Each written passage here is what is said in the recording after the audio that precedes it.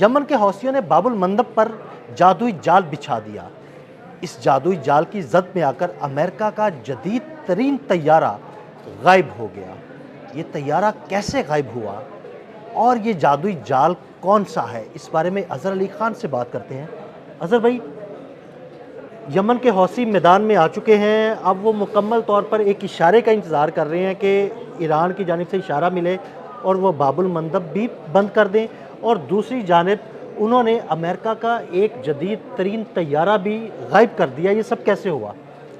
عدیل بھائی، اصل میں کیا ہے انہوں نے یہ کہ انہیں اندازہ تھا کہ امریکہ جو ہے وہ اپنی پریزنس بڑھاتا جا رہا ہے یمن کے اوپر، مڈل ایسٹ کے اوپر، تو انہیں اندازہ تھا کہ یہ حوثی جو ہیں ان کو بھی کسی طرح آگے چیلنج کریں گے. تو یہ مسلسل حالت جنگ میں حوثی اور مسلسل امریکہ پہ نظر رکھے ہوئے ہیں. MQ-9 ریپر ایک ڈرون ہے، $30 ملین کا یہ ڈرون ہوتا ہے. یہ ڈرون ہے یا طیارہ ہے اتنا بڑا، یہ ضرور ہمارے ناظرین کو جی ایسا ہی ہے، یہ نا ایک طیارے جتنا ہی ہے، ڈرون ہے، بہت ہی جدید ڈرون ہے، جدید سرویلنس کا اس میں نظام لگا ہوا ہے، بہت دور تک دیکھتا ہے، بہت ہی وائڈر رینج کو یہ کور کر رہا ہوتا ہے، اور یہ معلومات اکٹھی کرتا ہے، جاسوسی کرتا ہے، اور بہت اوپر رہ کے بہت ہی پریسائز جاسوسی کرتا ہے، بہت ہی ایکوریسی کے ساتھ 50,000 فٹ کی بلندی پر پرواز کرتا ہے، وہاں تک چلا جاتا ہے اور نظر نہیں آ رہا ہوتا. اور آپ اگر اس کو کسی اکوپمنٹ کے ذریعے نہیں دیکھ رہے ہوں گے تو یہ آپ کو نظر نہیں آئے گا، آپ کو پتہ ہی نہیں چلے گا کہ کدھر ہے. تو یہ ریڈ سی کے اوپر اڑ رہا تھا امریکی ڈرون MQ-9 ریپر. $30 ملین کا یہ ڈرون ہے، اور اگر آپ اس میں مزید $30 ملین ایڈ کر لیں تو ایک اچھا خاصا طیارہ آ جاتا ہے، جدید فائٹر جیٹ آ جاتا ہے. تو $30 ملین کا یہ MQ-9 ریپر ریڈ سی کے اوپر، بحیرہ احمر کے اوپر یہ پرواز کر رہا تھا، اور ان کی حوثیوں کی اسٹریٹجک لوکیشنز کو مارک کر رہا تھا، دیکھ رہا تھا، پڑھ رہا تھا، اور ہو سکتا ہے ممکنہ طور پہ آگے انٹیلیجنس گیدرنگ کے بعد وہ یہاں پہ کوئی ایکشن کرنے کا منصوبہ رکھتے ہوں. اس دوران جب حوثیوں نے اس کو دیکھا تو انہوں نے اپنے ایک ڈیفنس سسٹم سے اس کو ننجا میزائل انہوں نے اس کے لیے تیار کیا ہے، اس کا میزائل کا نام ہے ننجا. اس کے ذریعے انہوں نے اس کو نشانہ بنایا ہے، اور نشانہ جب بنایا ہے تو یہ آ کے یمن کے ایک صحرا میں اس کا ملبہ گرا ہے. اس کا ملبہ انہوں نے دیکھا ہے، اٹھایا ہے، اور اس کے بعد اس کی ویڈیو ریلیز کی ہے تاکہ کوئی یہ شک نہ رہے کہ یہ بات کنفرم ہے بھی، تصدیق ہوئی بھی ہے کہ نہیں. یعنی کنفرمیشن کے لیے انہوں نے اس کی ملبے کی ویڈیو بھی ریلیز کر دی کہ بھائی ہم نے گرایا، یہ یہاں پہ آ کے گرا، یہ ملبہ دیکھ لو، اگر امریکہ کا اور بھی کوئی طیارہ یا ڈرون آیا تو اس کا بھی یہی حال ہوگا. اور یمن کے جو حوثی ہیں وہ اس وقت بالکل ایک کیو کے انتظار میں بیٹھے ہیں کہ جیسے ہی ان کو کہا جائے گا ایگزیکیوٹ تو وہ امریکہ کو وہاں پہ ایگزیکیوٹ کرنا شروع کر دیں گے. ایران کی طرف سے ایک اشارہ آ جائے، اسی لیے ایران پر حملے کے تناظر میں جب امریکہ یہ اور اسرائیل یہ سوچتا ہے کہ وہ جائے حملہ کرے تو اس کو بہت سے بریک اس لیے بھی لگ جاتے ہیں کہ اس کو اندازہ ہے کہ بہت سے اور فرنٹ کھل جائیں گے جو حملے کے حوالے سے.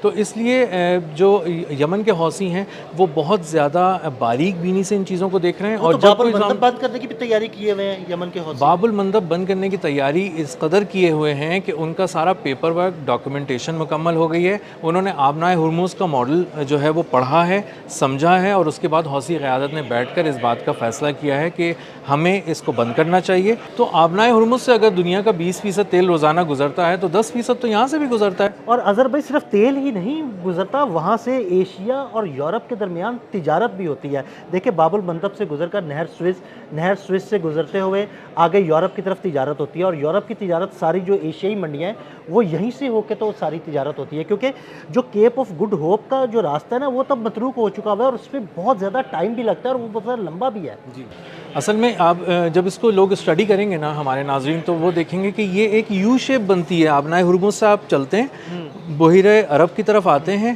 خلیج عدن سے ہوتے ہوئے آپ ریڈ سی کی طرف جاتے ہیں. بالکل ایسے ہی ہے. تو یہ یو شیپ میں جب آپ کسی سمندر کو بند کر دیں گے، آپ ریڈ سی کی طرف جاتے ہیں اور راستے میں باب المندب ہے، آپ باب المندب سے گزریں گے اور ریڈ سی میں داخل ہوں گے. یہ 29 کلومیٹر چوڑا علاقہ ہے. ایک طرف افریقہ ہے، ایک طرف جو ہے نا وہ یمن ہے. جی بالکل. اور وہاں سے آپ کو جب گزرنا ہے اور جانا ہے تو اس کا مطلب یہ ہے کہ آپ نے ایشیا، مڈل ایسٹ اور جو یورپ ہے اس سب کا مال روک دیا. خاص طور پہ امریکہ کا بہت سارا ڈرائی گڈز یہاں سے گزرتا ہے. اس کے علاوہ جو خلیجی ممالک کا تیل ہے وہ بھی یہاں سے گزرتا ہے. تو ایک بہت بڑی آئل ایکسپورٹ ہے جو خلیجی ممالک کو ایک اور دھچکا لگنے والا ہے. اس میں امپورٹنٹ بات کیا ہے؟ اس میں امپورٹنٹ بات ایک اور یہ ہے کہ حوثی جذباتی نہیں ہو رہے. उन्होंने इसको सोचा है, उन्होंने अपना हुर्मुज़ का जब मॉडल को सोचा है कि किस तरह से ईरान ने इस पे काम किया, तो उन्होंने बाबुल मंदब का एक अलग बनाया है और कहा है कि यहाँ पे $2 मिलियन नहीं, $20 लाख नहीं, $50 लाख, $50 लाख एक ऑयल वेसल्स का, एक ऑयल वेसल का $5 मिलियन चार्ज किया जाएगा और फिर उसको यहाँ से गुजरने दिया जाएगा। और उसके लिए उन्होंने इस तरह का एक कॉम्प्रिहेंसिव प्लान बनाया है कि अगर अमेरिका यहाँ पर आता है तो उससे कैसे निपटना है। ख़ास तौर पे जिन जिन ममालिक को उन्होंने स्टडी किया कि किस किस के जहाज़ यहाँ से गुजरते हैं, तो उन्हें अंदाज़ा होता है कि आलमी ताकतों के जहाज़ गुजरते हैं और ऐन मुमकिन है कि वो अपने जहाज़ों को यहाँ से बहुत ही हिफाजती अपने हिसार में ले जाने की उनकी नेवी कोशिश करे और उनकी बहरिया यहाँ तक आ जाए। तो उनकी बहरिया से कैसे निपटना है उसकी भी तैयारी हर मुल्क के लिहाज से अलग अलग की हुई है। पहले हमले किए हैं ना इन्होंने, अमेरिका के जहाज़ों पर हमले किए, इसराइल के जहाज़ों पर हमले किए, तो अगर किसी और मुल्क की नेवी इधर आती है तो उस पर भी हमले किए जाएंगे। बिल्कुल किए जाएंगे और उसके लिए उन्होंने तैयारी की है। बाबुल मंदब के दोनों जो पार्ट हैं उस तरफ हमला किस तरह किया जाएगा और कहाँ से किया जाएगा और उसकी जो रेंज है वो क्या रखी जाएगी। तो ये यमन के अंदर बैठेंगे, वहाँ से निशाना बनाएंगे और इनके पास एक ख़ासा चौड़ा इलाका है हमला करने के लिए। तो अगर जो भी इनसे निमटने आएगा वो इनके छोटी छोटी लोकेशंस को इस तरह से लॉक करके मार्क नहीं कर सकेगा, उसको बहुत मुश्किल होगी, इनको बहुत आसानी होगी उससे निमटने के लिए। तो ये बात अब तकरीबन तय हो गई है कि जिस तरह पर्शियन स्ट्रेट गल्फ अथॉरिटी जो बनाई गई है वो, और इसी तरह बाबुल मंदब की भी एक अथॉरिटी ये लोग बना देंगे।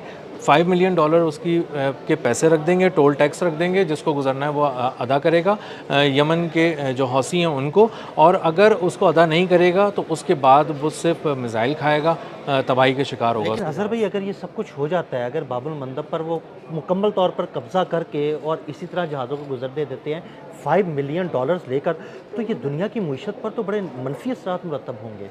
उनको बहुत ज़्यादा हिट होगा, बुरी तरह से होगा। और हो सकता है कि यमनी जो हैं वो ये चाहते हों, हौसी जो हैं, कि आप उनसे बात करें, हो सकता है वो कहीं पैसे कुछ कम भी कर दें, हो सकता है कि ये मामला भी हो सकता है। और अगर ऐसा नहीं होता तो ये बात जहन में रखें कि आप थोड़ी सी चीज़ों को भी मूव करने के लिए ज़्यादा पैसे दे रहे होंगे, आपकी शिपिंग लाइंस महंगी हो जाएंगी, आपके इंश्योरेंस कवर महंगे हो जाएंगे, आपकी जो गुड्स हैं वो बहुत सारी मार्केट्स में उनकी मुसाबिकत ही ख़त्म हो जाएगी, क्योंकि आप जो चीज़ वहाँ पे $100 में बेचने की कोशिश कर रहे हैं $100 में, जब उसमें ऐड करेंगे आप ये $5 मिलियन का टोल, तो वो थोड़ी और महंगी हो जाएगी। तो वहाँ तो सेंट्स में मुकाबला हो रहा होता है इंटरनेशनल मार्केट के अंदर, तो आप तो बहुत ज़्यादा जगहों पर कम्पीट ही नहीं कर सकेंगे।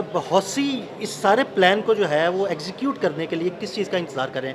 क्या ईरान की जानिब से सिर्फ सब्ज़ झंडी का इंतज़ार किया जा रहा है कि जैसे ही ईरान सब्ज़ झंडी लहराए उन्हें गो हेड दे तो उस पर कब्ज़ा करें और ये सारी चीज़ें इम्प्लीमेंट कर दें?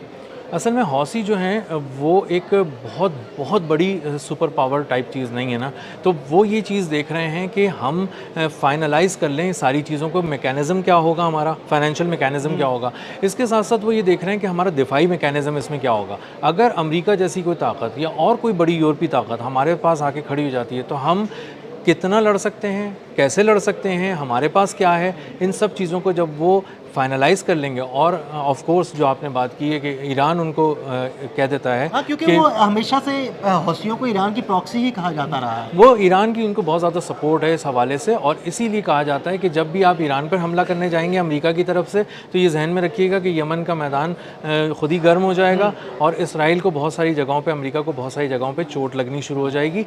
और यही वो बात है जिससे वो डरते हैं। और ईरान की का एक ग्रीन सिग्नल मिलते ही बाबुल मंदब बंद हो जाएगा, और इस बात से अमेरिका बहुत ज़्यादा डरता है और उसको अंदाज़ा है कि अगर बाबुल मंदब भी इन हालात में बंद हो गया, ऑयल प्राइसेस तो मेरे ख्याल में फिर आएंगी ही नहीं। मतलब कोई ये बताएगा ही नहीं कि $150 या $200 है, फिर तो कहेगा जनाब ये $250 है, लेना तो ले लो। हाँ, ले लो, ऐसा ही है। और तो ब्लैक मार्केट वाला सिलसिला बन जाएगा जी, और कोई वहाँ पे ख़रीदार ही नहीं होगा, क्योंकि इतने पैसों में ही कोई नहीं कर पा रहा है चीज़ें। तो आगे जाके इकोनॉमीज़ को आप कैसे चलाएंगे, और जो जीडीपी, ग्लोबल जीडीपी जो बहुत बुरी तरह हिट हो रही है इस वक्त, वो उसका धड़न तख्ता हो जाएगा मजमूई तौर पे। और उसको एक ऐसा वार है ये कि अगर ये ऐसा घाव है जो लग गया, तो मेरे ख्याल में साल 1.5 साल तक तो आप पूरी दुनिया मिलकर कोशिशें करती रहेगी इज्तिमाई तौर पे, लेकिन इकोनॉमीज़ को उठा नहीं सकेगी, ग्लोबल इकोनॉमी को नहीं उठा पाएगी। बहुत शुक्रिया अज़हर भाई, इस सारी सूरत के बारे में अज़हर अली खान ने बड़ी तफसील के साथ रोशनी डाली। अदील अहमद और अज़हर अली खान को इजाज़त दीजिएगा। अल्लाह हाफ़िज़।